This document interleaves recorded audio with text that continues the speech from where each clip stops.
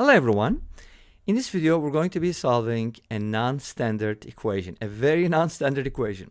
The reason why I call this non-standard is because you can't just solve this with basic algebraic means like, square both sides or just factors, so on and so forth. We have a trigonometric function on the left-hand side and a polynomial on the right-hand side, a quartic polynomial, which you could also call biquadratic because we don't have x cubed or x to the first power.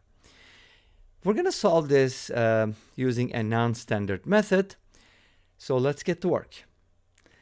I'm going to try to express cosine x as an infinite polynomial. In other words, we're going to be looking at the Maclaurin series expansion, which is a special case of Taylor series. Okay? So let's get to work.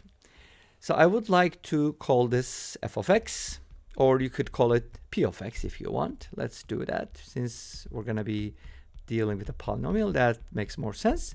So p of x equals cosine x, and obviously it's equal to that. But let's not worry about the polynomial for now, because that's going to come up later. So here's what I'd like to do. I want to express this as a polynomial, but an infinite one, because cosine x obviously is transcendental, it's trigonometric, it's not a polynomial by any means. So we're going to write it as a sub 0 plus a sub 1x plus a sub 2x to the second power, a sub 3x to the third power, so on and so forth, which I could also express as a sub n x to the power n, where n ranges from 0 to infinity. That's just another way, more compact way to write it with using the summation symbol sigma. Make sense? Okay, cool. So that's going to continue. That's going to go on forever. Now let's go ahead and do the following. I would like to differentiate this function a few times and then plug in some values and get some equation and try to evaluate a sub 0, a sub 1, a sub 2, and then obviously a sub 3 is going to come up too. But my goal is to come up with a pattern that'll help us guesstimate the rest of the coefficients, because obviously you can't find all the coefficients, but you can find a pattern, which is what makes math beautiful. Anyways, math is beautiful in so many ways, but this is just one of them. So let's go ahead and differentiate it. P prime. What's the derivative of cosine? Negative sine. You should know this, okay? Even if you don't do calculus, come on, this is something that's easy to memorize. But differentiate both sides. So this is a polynomial, so it's very easy to differentiate. The derivative of a constant is 0, so that's going to disappear. And the derivative of a sub 1x is just going to be a sub 1. And then this is going to be 2a sub 2x. And then we're going to get 3a sub 3x squared. And then so on and so forth. It's probably beneficial to differentiate a few more times so that you can get the pattern. But here's the idea: when you differentiate it, you're going to notice that you get something like n a sub n x to the power n minus 1. So it's kind of like bring the n to the front, but then you have to reduce the power, so you kind of get a term like this. This should help you, find the other coefficients in general. Anyways, let's differentiate one more time. And then the derivative of negative sine x is negative cosine x. And if you differentiate a sub 1, that's 0. 2a sub 2x is going to give me 2 times a sub 2, 2a sub 2x. Okay, it's hard to say a sub 2, so that's why I say a2 most of the time. That's hopefully understood. And then this one is going to give me, now notice that the 2 is going to be multiplied by the 3. So let's go and write it as 3 times 2 times a sub 3. And obviously x is going to be reduced, and we're going to end up with x. And you can kind of guess that this is going to be 4a sub 4 x to the third is going to bring a 3 here, and that's going to be 4 times 3 times a sub 4 x squared, so on and so forth. Make sense? It's just going to continue in that pattern. Let's differentiate one more time, and then we'll stop. The third derivative is going to be the derivative of cosine is negative sine. The derivative of negative cosine is positive sine. Don't forget that, and don't get confused.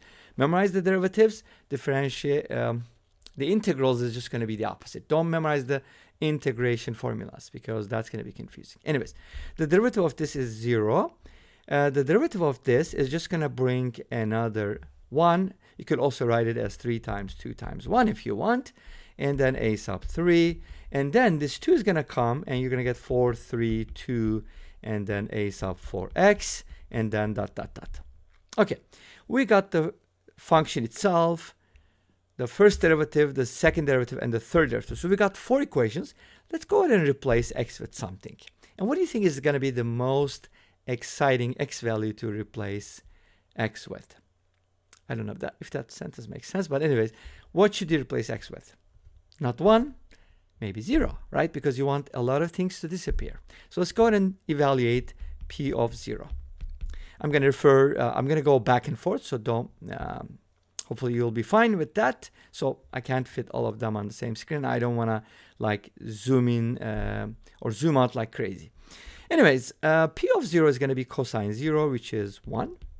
But on the other hand, on the polynomial, if you replace x with 0, all these terms are going to disappear, and we're going to end up with a sub 0. Nice. This gives us a sub 0. I'm going to box it later. Okay, look at p prime, which is the first derivative of p, and evaluate it at 0. If you replace x with 0, sine 0 is 0, which is cool, and then do it on the polynomial. This is going to disappear, this is going to disappear, this is going to disappear. We're going to end up with a sub 1. Awesome. We found a sub 1 as well. This is beautiful, right?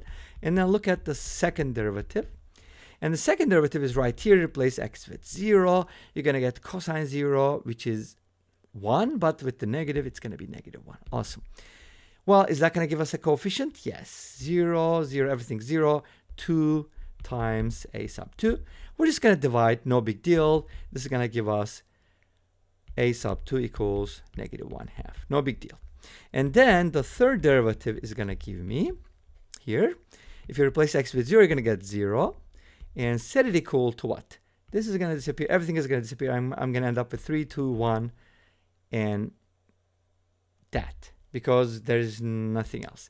So it's going to be, and let me write it as 3 times 2 times 1, a sub 3. You could also write this as 2 times 1, and so that way you're going to have a 2 times 1 at the bottom. Make sense?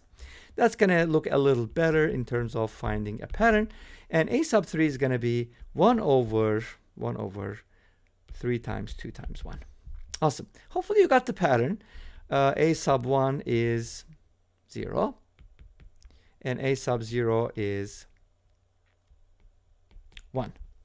Okay? Oh, I'm sorry. By the way, I messed up on the a sub 3 because that's supposed to be 0. 0 divided by that. Okay, there you go. I'm like, it's supposed to be 0. Come on. Okay, so a sub 3 is 0. Sorry about the mishap. So we got our values. Let's go ahead and box them now. A sub 0 is 1. A sub 1 is 0. A sub 2 is this. And a sub 3 is that. Now, remember our polynomial p of x can be written as a sub 0 plus a sub 1x, a sub 2x squared, a sub 3x cubed, so on and so forth. Plug in those values. A sub 0 is 1.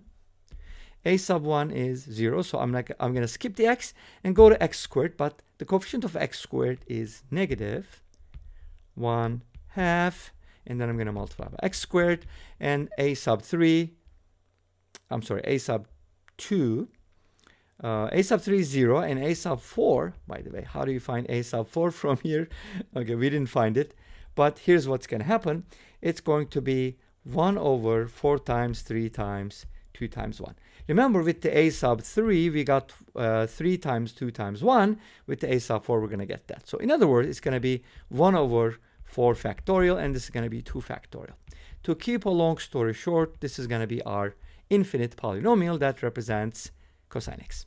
Now, what is that supposed to mean? So we have the following. Cosine x equals this. Let me go back. 1 minus x squared over 2 plus x to the 4th over 24. And then cosine x can also be written as 1 minus x squared over 2 plus x to the 4th over 24, dot, dot, dot. And this equals 1 minus x squared over 2 plus x to the 4th over 24. Now, how can these two things be equal? This is infinite, this is finite. If x is equal to 0, then we got an equation to ourselves. So x equals 0 is going to be the solution. And as you can see, it actually satisfies the original problem. Let's go ahead and take a look at the graph real quick. So what is going on here? So this is what's going on. As you add more and more terms to the Maclaurin series, you're going to get a better approximation for the curve cosine x. But this is what it looks like for 3 terms. So x equals 0 is definitely a solution. And this brings us to the end of this video. Thank you for watching. I hope you enjoyed it. Please let me know. Don't forget to comment, like, and subscribe. I'll see you next time with another video. Until then, be safe, take care, and bye-bye.